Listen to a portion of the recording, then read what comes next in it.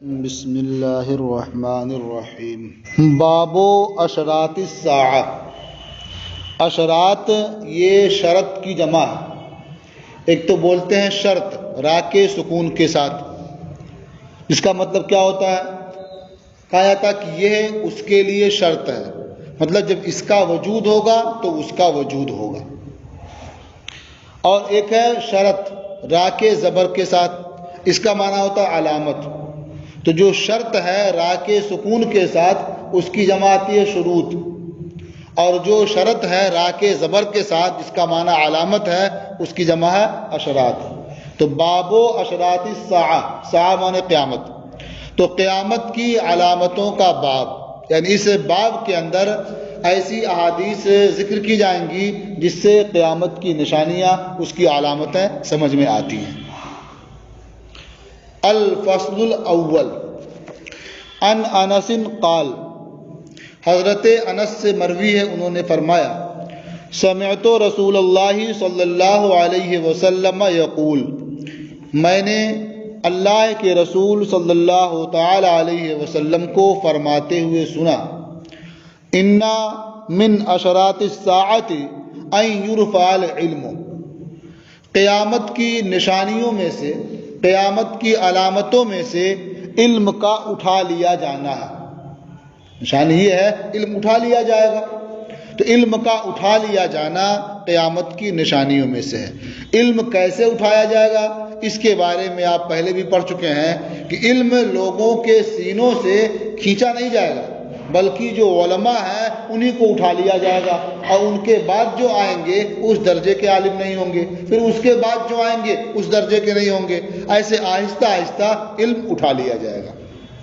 تو علم کا اٹھا لیا جانا یہ قیامت کی نشانیوں میں سے ایک نشانی ہے۔ وَيَكْثُرَ الْجَهْلُ، اور جہل کا بڑھ جانا، زیادہ ہونا۔ ظاہر جب علم اٹھ جائے گا جہالت پھیل جائے گی۔ ایسا موقع آئے گا کہ لوگ جاہلوں کو امام بنائیں گے، جاہلوں کو مفتی اور قاضی بنائیں گے، ان سے فتویٰ پوچھیں گے، وہ خود بھی گمراہ ہوں گے، دوسروں بھی گمراہ کریں گے۔ یعنی یہ نہیں کہیں گے مجھے نہیں معلوم ہے، نہیں معلوم ہوگا جب بھی بتا دیں گے اس کو۔ اور آپ غور کریں تو اس زمانے میں بھی یہ حالات قریب قریب آ چکے ہیں کہ بہت سے لوگ نہیں معلوم ہے، یہ کہنا عیب سمجھتے ہیں کہ مجھے نہیں معلوم ہے، یا بعد میں بتائیں گے یا دیکھیں گے، یہ عیب سمجھتے ہیں۔ پوچھ لیا کچھ نہ کچھ تو بتا ہی دیں گے۔ تو یہ قیامت کی نشانیوں میں سے ایک نشانی یہ بھی ہے۔ وَيَكْثُرَ الْجَهْلُ، اور جہل زیادہ ہوگا، پھیل جائے گا۔ وَيَكْثُرَ الزِّنَا، اور زنا کی کثرت ہونا، یہ علامت بھی پائی جا رہی ہے اس وقت۔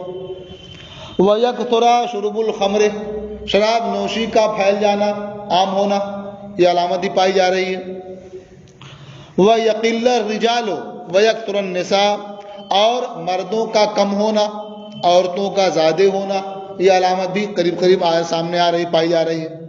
عورتیں کتنی زیادہ ہوں گی، مرد کتنے کم ہوں گے؟ کہ حتی یکون لخمسین امرأۃ القیم الواحد، یہاں تک کہ 50 عورتوں کے لیے ایک نگراں ہوگا، ایک نگہبان ہوگا۔ قیم کہتے ہیں جو معاملات کو سنبھالنے والا ہو، انجام دینے والا ہو۔ تو 50 عورتوں کے لیے ایک نگہبان ہوگا، ان کے امور کو انجام دینے والا ہوگا۔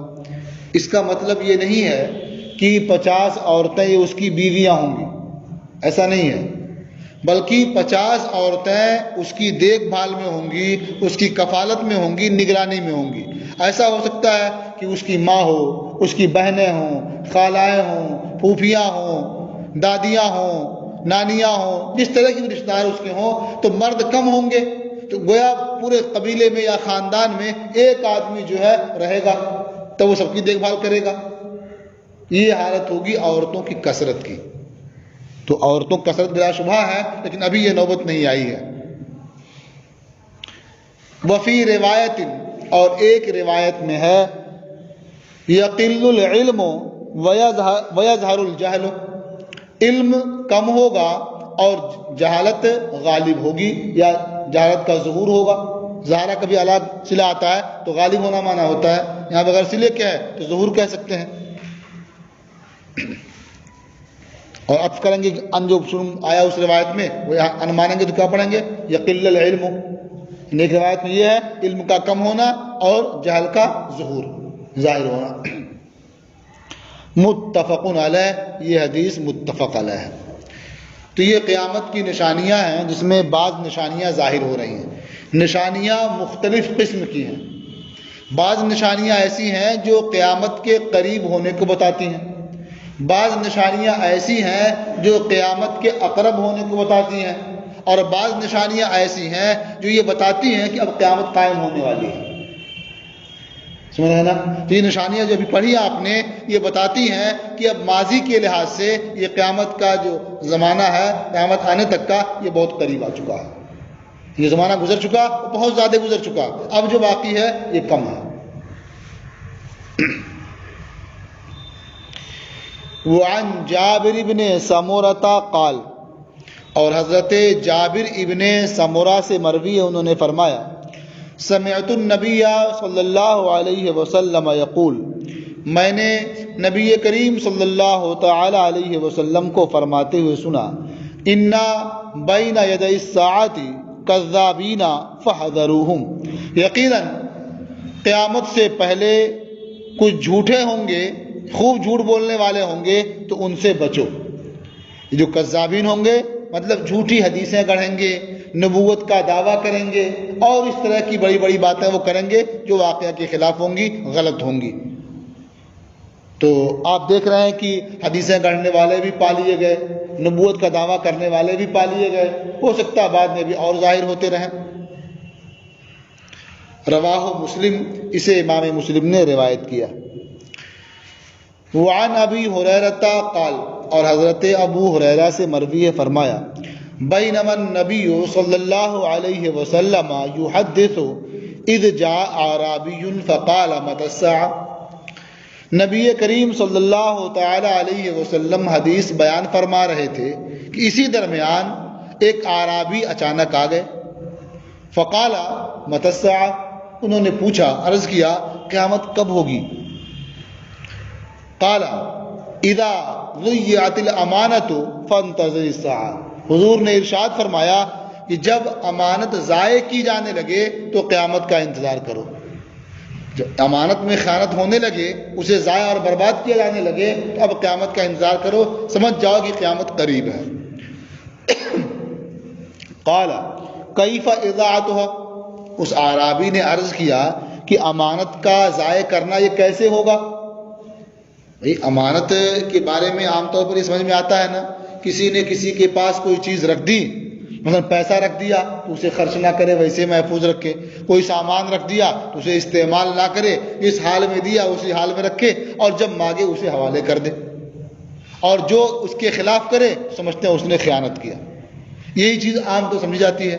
حالانکہ خیانت ہے یہ اس کے علاوہ بھی ہے، امانت کا ضائع ہونا اس کے علاوہ بھی پایا جاتا ہے، تو اس کو بیان کیا ہے. یہاں جب انہوں نے پوچھا کہ امانت کا یہ ضائع کرنا کیسے ہوگا، قال اذا اسد الامر الى غیر اہلہ فانتظر الساعۃ، جب معاملہ نااہل کے سپرد کیا جائے تو قیامت کا انتظار کرو. تو کسی معاملے کو نااہل کے سپرد کرنا یہ بھی امانت میں خیانت ہے، اسے ضائع کرنا ہے. مثال کے طور پر آپ کو ذمہ دار بنا دیا گیا، اب آپ کے اپنے ماتحت کا انتظام کرنا ہے، تو جو کام اس کے سپرد کرنا ہے آپ اسے سپرد کر رہے ہیں جو اس کا اہل ہی نہیں ہے، تو آپ نے خیانت کی. آپ کو ذمہ داری اس بات کی دی گئی ہے کہ آپ جو اس کا اہل ہو اسے تلاش کریں اور ذمہ داری اسے دیں. آپ نے ایسا نہیں کیا تو خیانت کی.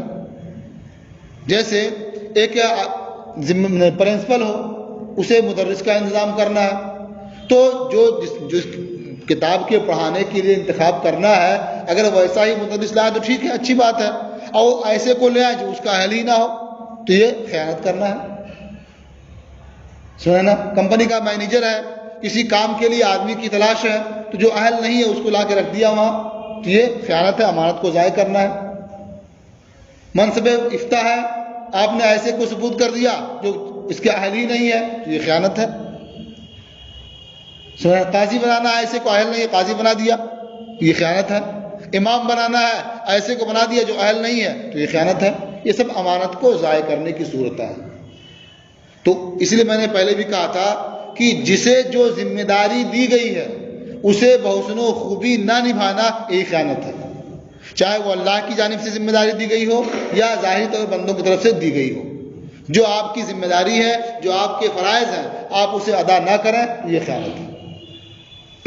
تو اذا اسد الامر الى غیر اہلہ فانتظر الساعہ، جب معاملہ نااہل کے سپرد کر دیا جائے تو قیامت کا انتظار کرو۔ رواہ البخاری، اسے امام بخاری نے روایت کیا۔ وعنہ قال، اور انہی سے مروی ہے، فرمایا قال رسول اللہ صلی اللہ علیہ وسلم لا تقوم الساعة حتى يكثر المال، اللہ کے رسول صلی اللہ تعالی علیہ وسلم نے ارشاد فرمایا قیامت قائم نہیں ہوگی یہاں تک کہ مال زیادہ ہو جائے گا، مال کی کثرت ہو جائے گی۔ وَيَفِيضَ، اور مال بہے گا، اس سے پانی بہتا ہے ایسے مال بہے گا، یعنی بہت فراوانی ہوگی مال کی۔ حَتَّى يُخْرِجَ الرَّجُلُ زَكَاةَ مَالِهِ، اتنی فراوانی ہوگی کہ مرد اپنے مال کی زکوٰۃ نکالے گا، فَلَا يَجِدُ أَحَدًا يَقْبَلُهَا مِنْهُ، تو کسی کو نہیں پائے گا جو اس سے زکوٰۃ قبول کر لے، زکوٰۃ لینے والا نہیں ملے گا، ہر کوئی مالدار ہو جائے گا۔ وَحَتَّى تَعُودَ أَرْضُ الْعَرَبِ مُرُوجًا وَأَنْهَارًا، مروج کا مطلب باغات اور کھیتیاں، جو جہاں ہریالی ہو، ہرا بھرا معاملہ۔ کہا یہاں تک کہ عرب کی سرزمین، یہ باغات، اور عرب کی سرزمین میں باغات اور نہریں ہو جائیں گی۔ تو جہاں باغات کم ہیں، پانی کی دشواری ہے، وہاں کی حالت یہ ہوگی کہ ہر طرف پانی کی فراوانی ہوگی، نہریں ہوں گی، اور جب پانی کی فراوانی ہوگی تو باغات بھی ہوں گے، کاشت بھی اچھی ہوگی، ہریالی ہوگی ہر طرف۔ رواہ مسلم، اسے امام مسلم نے روایت کیا۔ وفی روایت لہو قال تبلغ المساکن احابہ او یہابہ، اور انہی کی ایک روایت میں ہے کہ حضور نے فرمایا کہ تبلغ المساکن، یہ مساکن یہ مسکن کی جمع ہے، یعنی گھر مقام احاب تک پہنچ جائیں گے، احاب حمزے کے ساتھ یا یہاب یا کے ساتھ، تو یہ جگہ کے نام ہیں، اور جو ہے یا تو شک کے لیے ہے یا تنوی کے لیے ہے، یعنی احاب ایک جگہ کا نام ہے اور یہاب ایک اور جگہ کا نام ہے۔ تو حضور نے فرمایا کہ گھر، یعنی آبادی اتنی پھیل جائے گی کہ گھر اس مقام تک پہنچ جائیں گے۔ یا راوی کو شک ہوا کہ حضور نے اس کا نام لیا تھا یا اس کا نام لیا تھا۔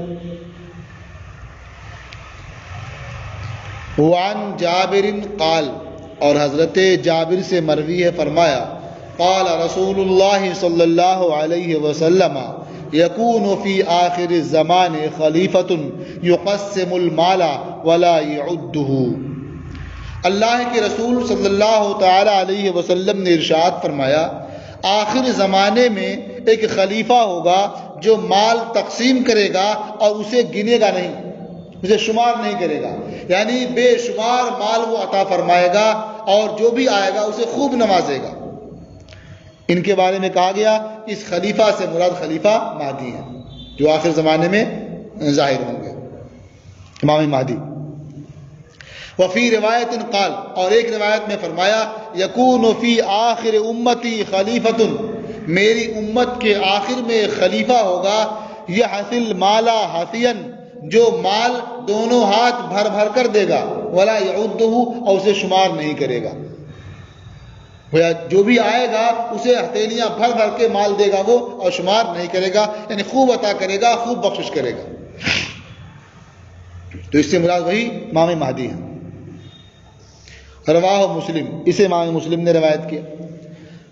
وعن ابی ہریرہ قال، اور حضرت ابو ہریرہ سے مروی ہے، فرمایا قال رسول اللہ صلی اللہ علیہ وسلم یوشک الفرات ان یحصر عن کنز من ذہب، اللہ کے رسول صلی اللہ تعالی علیہ وسلم نے ارشاد فرمایا کہ قریب ہے کہ فرات خزانے سے خزانہ کھول دے، ان یحصر عن کنز من ذہب، خزانہ کھول دے، خزانے سے مراد کیا؟ سونا، تو سونے کا خزانہ کھول دے، مطلب ابھی پانی بھرا ہوا ہے، ایسا ہو سکتا ہے، قریب ہے کہ وہ پانی ہٹ جائے گا اور جو اس کے اندر سونے ہیں سب نظر آنے لگیں گے، باہر آ جائیں گے۔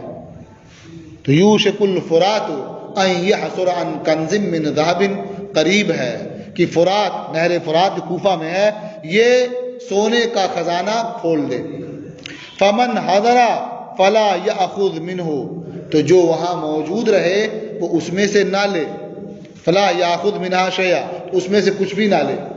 گویا حضور نے اپنے اصحاب کو یہ تاکید فرما دی، یہ حکم دے دیا کہ جو وہاں رہے اس موقع پر اس سونے میں سے کچھ حاصل نہ کرے۔ اب حضور نے منع کیوں فرمایا؟ اس کی مختلف وجہیں ہو سکتی ہیں۔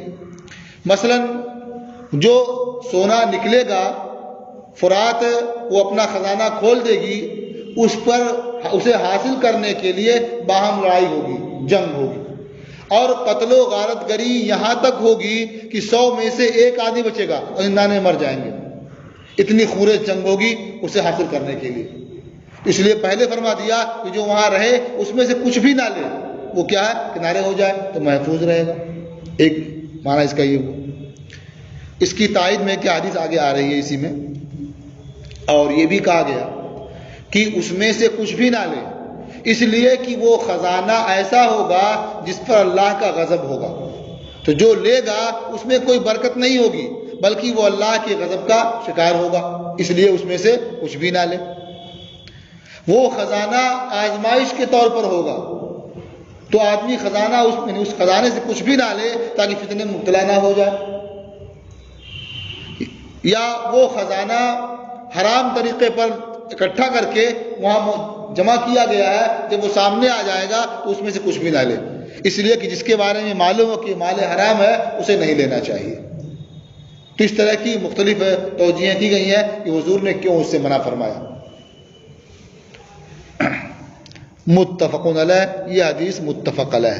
وعنہ قال، اور انہی سے مروی ہے، فرمایا قال رسول اللہ صلی اللہ علیہ وسلم لا تقوم الساعة حتى يحصر الفرات عن جبل من ذهب، اللہ کے رسول صلی اللہ تعالی علیہ وسلم نے ارشاد فرمایا کہ قیامت قائم نہیں ہوگی یہاں تک کہ فرات سونے کا پہاڑ کھول دے گی، یعنی پانی ہٹ جائے گا اور اندر سے سونے کا پہاڑ معلوم ہوگا۔ یقتتل الناس علیہ، اس پر لوگ لڑائی کریں گے۔ فیقتل من کل 199، تو ہر 100 میں سے 99 مار ڈالے جائیں گے۔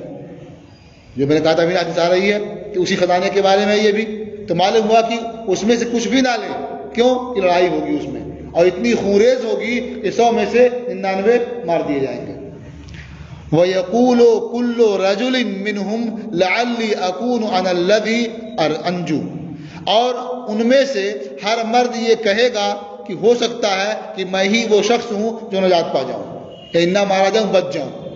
تو یہ لالچ ہوگی، ہر شخص چاہے گا 100 میں سے ایک تو بچے گا، پوچھتا بچنے والا میں ہی ہو جاؤں، سب مجھے مل جائے گا۔ تو اس لیے حکم دے دیا کہ اس میں سے کچھ بھی نہ لے، کنارے رہیں گے۔ رواہ مسلم، اسے امام مسلم نے روایت کیا۔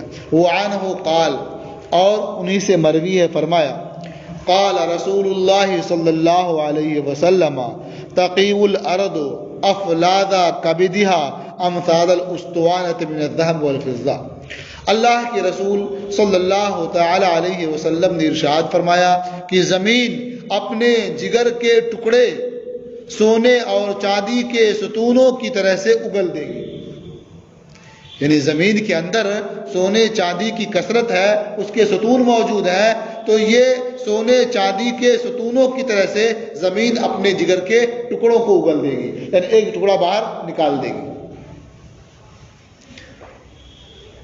فَيَجِيءُ الْقَاتِلُ فَيَقُولُ فِي هَذَا قَتَلْتُ، جب اس طرح سے خزانے ہر طرف نظر آئیں گے تو قاتل آئے گا، کہے گا اس کے بارے میں نے فلاں کو مار ڈالا، یعنی اسی دولت کے لیے میں نے فلاں کو مار ڈالا، اتنی بڑی دولت ہے اسے ادھر ادھر۔ وَيَجِيءُ الْقَاتِلُ فَيَقُولُ فِي هَذَا قَطَعْتُ رَحِمِي، اور رشتے کو کاٹنے والا، قرابت کو کاٹنے والا آئے گا تو کہے گا اسی کے لیے میں نے قرابت کو قطع کر دیا، یعنی اسی دولت کے مسئلے میں رشتہ ناتا میں نے توڑ دیا۔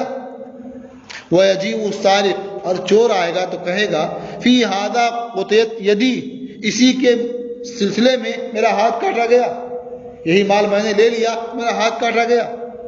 ثم یدعونہ، پھر وہ سب کے سب وہ مال چھوڑ دیں گے، کوئی نہیں لے گا اس وقت۔ فلا یأخذون منہ شیئا، تو سب کے سب اسے چھوڑ دیں گے اور اس میں سے کچھ بھی نہیں لیں گے۔ تو کس طرح کی آزمائش ہوگی دیکھیے، ایک موقع وہ ہوگا کہ لوگ ٹوٹے پڑیں گے لینے کے لیے، قتال کریں گے، خونریزی ہوگی، اور ایک موقع وہ آئے گا کوئی پوچھنے والا نہیں ہوگا۔ لوگ افسوس کریں گے او اسی کے لیے میں نے چوری کی، اسی کے لیے میں نے ڈاکہ ڈالا، اسی کے لیے میں نے رشتے ناطے کو توڑ دیا، اسی کے لیے میں نے فلاں کو مار ڈالا، حالانکہ سب تو پڑا ہوا ایسے ہی۔ تو پہلے لینے کا موقع آئے گا، لوٹنے کا موقع آئے گا، پھر افسوس کرنے کا موقع بھی آئے گا۔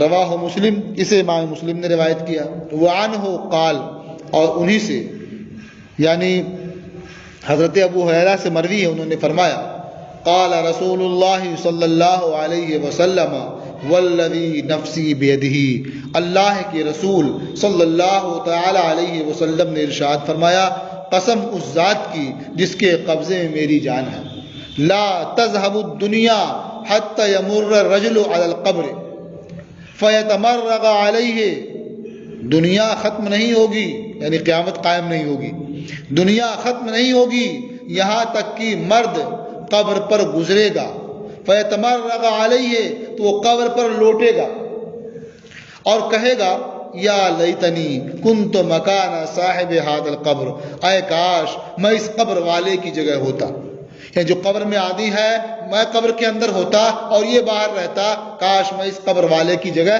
ہوتا۔ وَلَيْسَ بِهِ الدِّينُ إِلَّا الْبَلَاءُ، اور جو یہ کہے گا تو دین کا معنی یا تو دین ہی ہے یا دین کا معنی عادت ہے، دین عادت کے معنی میں بولا جاتا ہے۔ تو کہا وَلَيْسَ بِهِ الدِّينُ، اور قبر پر لوٹنا اور اس طرح کرنا یہ اس کی عادت نہیں ہوگی، یہ صرف بلا ہوگی، آزمائش ہوگی، یعنی اس طرح سے بلاؤں سے فتنوں سے وہ دوچار ہوگا کہ ایسی بات وہ کرے گا اور مرنے کی تمنا کرے گا وہ۔ اور دین کا معنی دین ہی ہو، جو معروف ہے دین کا معنی، تو مطلب کیا ہوگا وَلَيْسَ بِهِ الدِّينُ إِلَّا الْبَلَاءُ، اور جو اس طرح کی خواہش کرے گا لوٹے گا وہ دین کی بنیاد پر نہیں ہوگا، یعنی اس کے ساتھ دین نہیں ہوگا محض، اور صرف کیا ہے بلا ہوگی، آزمائش ہوگی، فتنہ ہوگا، یعنی دنیا کی مشقتوں اور فتنوں سے گھبرا کر کے اس طرح کی وہ خواہش کرے گا، اس طرح کی بات کرے گا۔ رواہ مسلم، اسے امام مسلم نے روایت کیا۔ وعنہ قال، اور حضرت ابو ہریرہ سے ہی مروی ہے، انہوں نے فرمایا قال رسول اللہ صلی اللہ علیہ وسلم لا تقوم الساعة حتى تخرج نار من ارض الحجاز تضيء اعناق الابل ببصرہ، اللہ کے رسول صلی اللہ تعالی علیہ وسلم نے ارشاد فرمایا کہ قیامت قائم نہیں ہوگی یہاں تک کہ حجاز کی سرزمین سے آگ نکلے گی جو بصرہ کے اونٹوں کی گردنیں روشن کر دے گی، یعنی حجاز کی سرزمین سے آگ نکلے گی، ظاہر ہوگی وہاں، اور بصرہ میں جو اونٹ ہوں گے ان کی جو گردنیں ہوں گی وہ اس کی وجہ سے روشن ہو جائیں گی۔ یہ بھی قیامت کی نشانی سے نشانی ہے۔ اس کے بارے میں کہا گیا کہ یہ 654 ہجری میں یہ آگ حجاز سے ظاہر ہوئی، بہت پہلے ظاہر ہو چکی ہے 654 ہجری میں، اور یہ قریب 50 دن یا بعض میں کہ 52 دن یہ آگ روشن رہی، اور بصرہ کے جو اونچے اونچے پہاڑ تھے وہ سب روشن ہو گئے تھے اس آگ کی بنیاد پر۔ تو جو کہا گیا کہ بصرہ کے اونٹوں کی گردنیں روشن ہو جائیں گی، تو مراد کیا اس سے بصرہ کی زمین کی جو اونچی جگہ ہیں، جو ٹیلے ہیں، جو پہاڑیاں ہیں، وہ سب روشن ہو جائیں گی۔ متفق علیہ، یہ حدیث متفق علیہ ہے۔ وعن انس ان رسول اللہ صلی اللہ علیہ وسلم قال، اور حضرت انس رضی اللہ تعالی عنہ سے مروی ہے کہ اللہ کے رسول صلی اللہ تعالی علیہ وسلم نے ارشاد فرمایا اول اشراط الساعۃ نار تحشر الناس من المشرق الى المغرب، قیامت کی نشانیوں میں سے پہلی نشانی وہ آگ ہے جو لوگوں کو مشرق سے مغرب کی طرف لے جائے گی۔ تو کہا گیا پہلی نشانی ہے، مراد کیا ہے؟ وہ پہلی نشانی کہ جس کے بعد قیامت کا وقوع بالکل قریب ہوگا. کہا تھا نا نشانیاں مختلف قسم کی ہیں. بعض وہ ہیں کہ جو قریب کو بتاتی ہیں اور بعض بہت اقرب ہوں گی, قیامت کا آنے ہی والی ہے اس کے بعد, کہ ان نشانیوں میں سے ایک نشانی ہے. تو قیامت کی نشانیوں میں سے پہلی نشانی آگ ہے جو لوگوں کو مشرق سے مغرب کی طرف لے جائے گی. جب ایسا ہو جائے گا تو سمجھ لیا جائے گا اب قیامت بالکل قائم ہونے والی ہے. رواہ البخاری, اسے امام بخاری نے روایت کی.